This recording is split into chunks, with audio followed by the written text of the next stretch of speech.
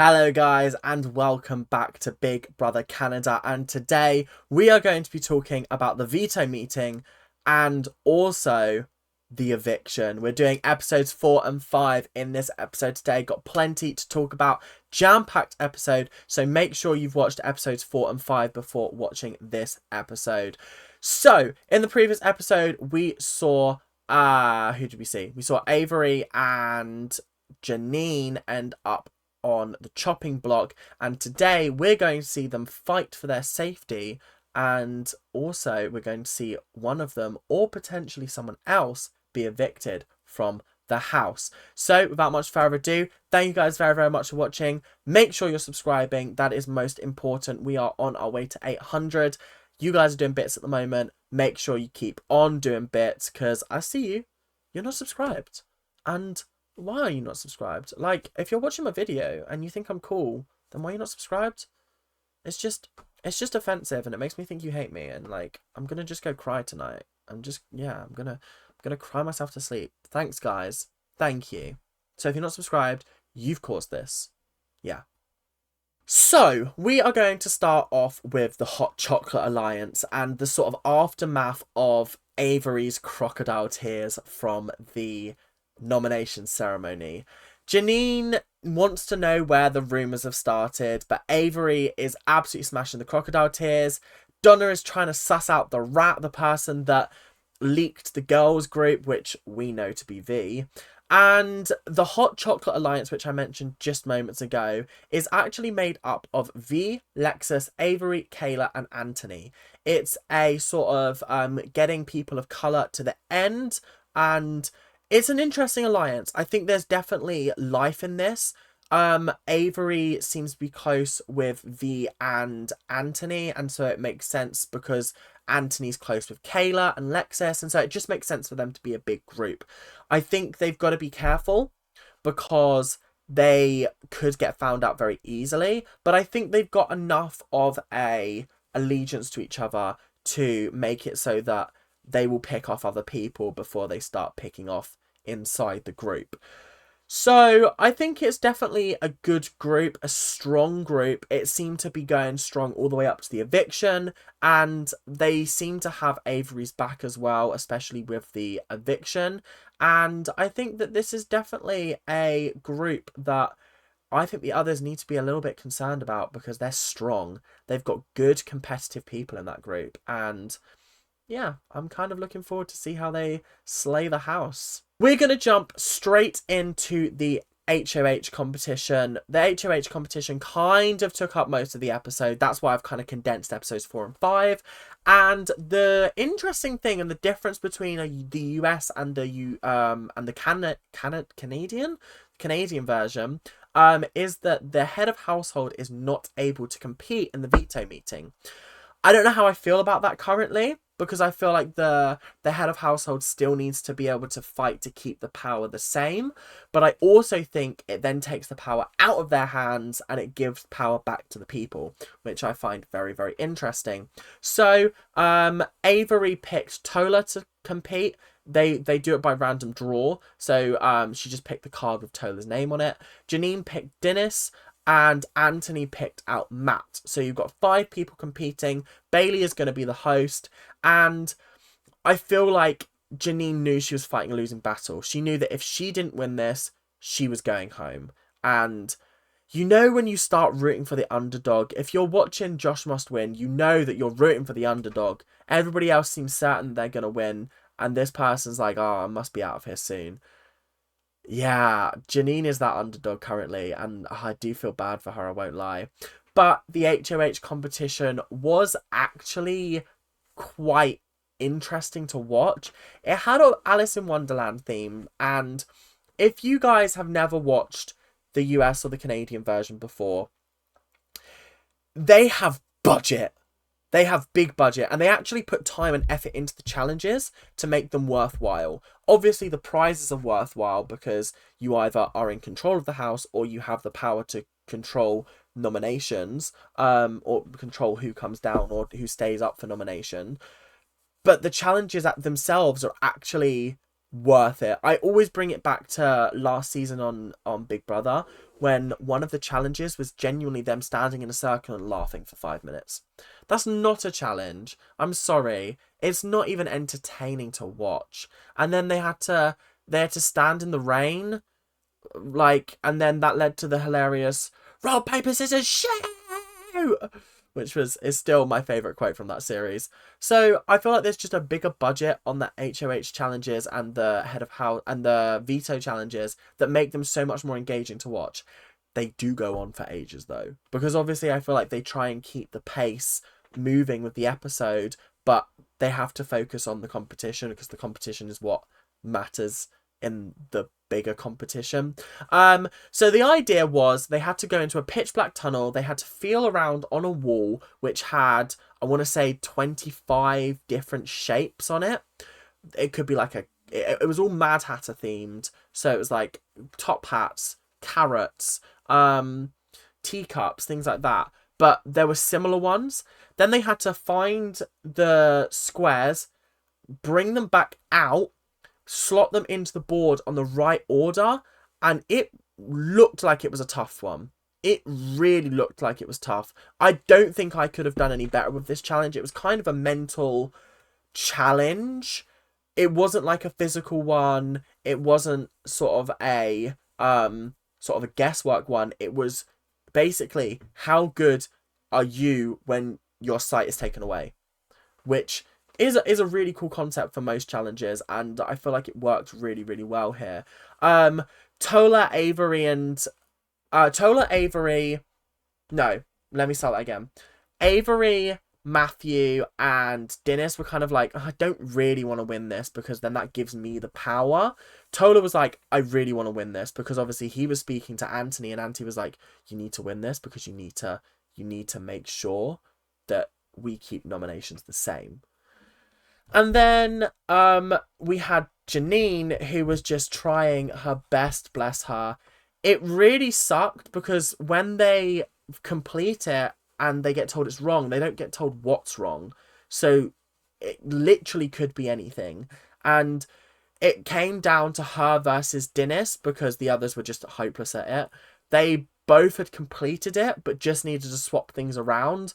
And it got down to the point where all Dennis had to do was just change the angle of the carrot. Whereas, like, the more that Janine was doing to hers, the more she was getting wrong. And it was so frustrating to watch. Because, like I said, I was rooting for Janine, and I actually thought she would do well.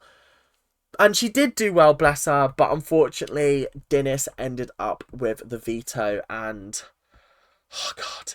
Yeah, it was tough, because I was like, this poor woman now knows she's probably going home. So after the veto happened, Vivek was trying to console Janine, being like, oh, it's not over till it's over.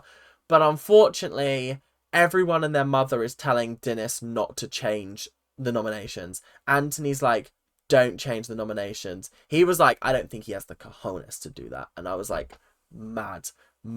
Because if Dennis heard that, he would be like, fuck you, I'm changing the nominations. Avery was also telling Dennis not to use the power of veto, and considering she was up on the block, I think that kind of gave Dennis the sort of idea that Janine was probably the target and was therefore probably going to go home, and using it on Avery would just be a waste, kind of. And then he spoke to Janine, and Janine was basically like, yo, people are starting to think that you and Tola are working together. Just want to let you know that. And Dennis was like, what the fuck? I don't know whether Janine was taking a leaf out of Anthony's book and lying to Dennis to get her off the block. But I don't know. I think there was a bigger plot, which I'll talk about later on, regarding Tola and putting him up for nomination. But obviously it just didn't work out, because Dennis, unfortunately, chose to keep nominations the same. Which, I gotta be honest, I'm not surprised. It's first week. You don't want to be using the veto first week and making enemies in the house, especially an enemy like Anthony. He is a strong competitor, and if you piss him off, he will stop at nothing to get rid of you. And I feel like Dennis just doesn't need that energy or that aggro this early on in the game. So that is pretty much it for episode 4. Some of the stuff that was in episode 4, I'm going to carry over to episode 5 when I talk about it just now. But it kind of just fits in better with the topics that are in episode 5. So we start episode 5 with the Lexus problem. Now, this is essentially because Lexus is spending more time with Anthony and more time with Matthew. Matty and Elijah were having a little cuddle and it was really cute. And then obviously Lexus was just kind of hanging out with them. I think there's a spark between Lexus and Matthew, and there might be like an unspoken alliance that they have.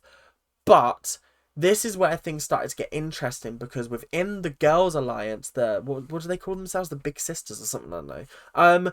V was saying, I'm concerned that Lexus might be working with Matthew and Anthony. And the other girls were like, oh yeah, that's a good point, etc, etc, etc, etc. And then Donna walks in and they're like, oh, can you guess who we're talking about? And Donna was like, oh, the person that's been hanging out with the boys. And I was like, rah, so this is something that they've spoken about before. This is something that people are noticing, and this is going to become a problem for Lexus if she doesn't become aware that this is a problem. And do you want to know who told her? V. Now, V is playing a dangerous game, because V's essentially told the girls, I don't know about Lexus. Have you heard she might be working with those two? Donna's come in, yeah, backs her up. Then V has gone and told Lexus, oh, by the way, Donna's saying this about you.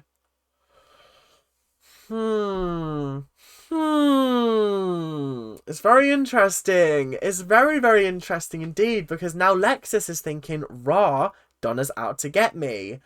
Big sisters no more. And moving on a little bit later, the girls started to like question Lexus and be like, yo, what's going on? And she was like, I'm just hanging out with them. I'm allowed to hang out with people in the house. Like, what's wrong with that? Like, I do agree with where Lexus is coming from, because I'm not being funny. You're in a house. They've been in there for like 9 days at this point. Of course they're going to want to hang out. Of course they are. Why would they not? Like, why would you purposely just not hang out with any of the boys for the sake of an alliance with all of the girls that clearly don't have your back? Like, if it was the Hot Chocolate Alliance that she was turning her back on, fair enough. But it's like all of the girls in the house are in an alliance and they've all got to remain faithful and not talk to any of the boys. That just seems really stupid and dumb. And then Kayla and Avery were trying to do some damage control, which was quite funny. But on a real one, I think this is a non-issue, but I feel like it's going to be made an issue. And that's what's frustrating. That's what's bugging me at the moment, is I know this is going to cause a bigger problem in the future. And I'm not okay with that. So the next thing I wanted to talk about is a conversation that Janine and Anthony had, where Janine was basically like, I hate the fact you've set me up to go home because I've done nothing to you. These rumours, which we'll get onto in a little bit, these rumours, I don't know where they've come from, but they have not come from me. So you've been fed false information, and that's destroyed my game, and I'm just pissed off now. I'm just angry and I'm upset. And Anthony was sitting there going, and he was speaking to V afterwards, and he was like, I got rid of 2/3 of the house in like my initial season, and this is the one that hurts the most.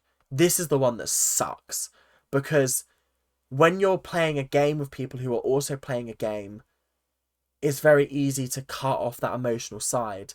But when you've got someone like Janine, who is a genuinely lovely person and has been nothing but genuinely lovely in the game, it sucks. And I just think, Anthony, you made a rod for your own back there. You targeted Janine because she was in charge of the Girls Alliance. You could have gone for anybody else in that group. You didn't have to go for Janine, but you chose to, and you even persuaded Dennis not to change your nominations. So all of this is your doing. So yes, you should feel guilty. That's how I feel in this situation. And that's how you should feel in the situation. Now we come down to two individuals that are getting an increased amount of suspicion on them. The first is Tola, and that was kind of in the previous episode. Bailey was bringing up the fact that she thinks Tola is a huge threat and that he's hiding the fact that he's actually a super fan, which I think is very fair and valid. I think he is actually quite a super fan, but he is kind of downplaying that. He's also very good at challenges. He's strong and he will be able to outlast other people in physical competitions, and they also just don't trust him in the slightest. Then we come to Vivek. Vivek is just annoying people, and it's starting to get to the point where people are starting to question whether or not he is genuine, because he doesn't seem to be making any genuine connections in the house with people. Todd called him a floater, said that he goes around everybody every single day and has a conversation with them to try and remain sweet with them. But it's starting to now backfire because people are starting to be like, well, why are you having conversations with everybody on like a tactical level? Do you know what I mean? It's not like you're just like, oh, how you doing today? Oh, do you want a cup of coffee? Oh, did you watch the game last week? It's like talking game. And then Janine was like, was it? Because obviously they all thought maybe Tola had been the person to leak the girls alliance to Anthony on like a pure whim. But then Janine was like, I'm just remembering a conversation with Vivek where I said on day 2 after V and Anthony had come in, yo, are you still in on the 12 alliance? And he said, yeah. And then he might have gone back to Anthony and been like, she's targeting you because you're not part of this alliance. And she's like, fuck, how did Vivek blow my game up? That's so frustrating. Obviously, she's got it 100% wrong. But she then went to go confront Vivek and was like, yo, XYZ, XYZ. And he was just kind of like, I don't think I said that. It was just a weird conversation. And then she was speaking with V a little bit later, and V was like, I've got to come clean about something. Me and Anthony, you're going to see it on TV, me and Anthony had an alliance coming into the house. We don't have it anymore. Fucking hate the guy. And I was like, V. And then Janine was like, did you leak the girls group? And she was like, I might have accidentally. And I was just like, oh, V, what are you doing? What are you doing? Because, like, Janine won't, but she could have used that information. She could have. She could have turned it around on you and made you the target for next week. Oh, it's a tough game, this one. It's a tough one.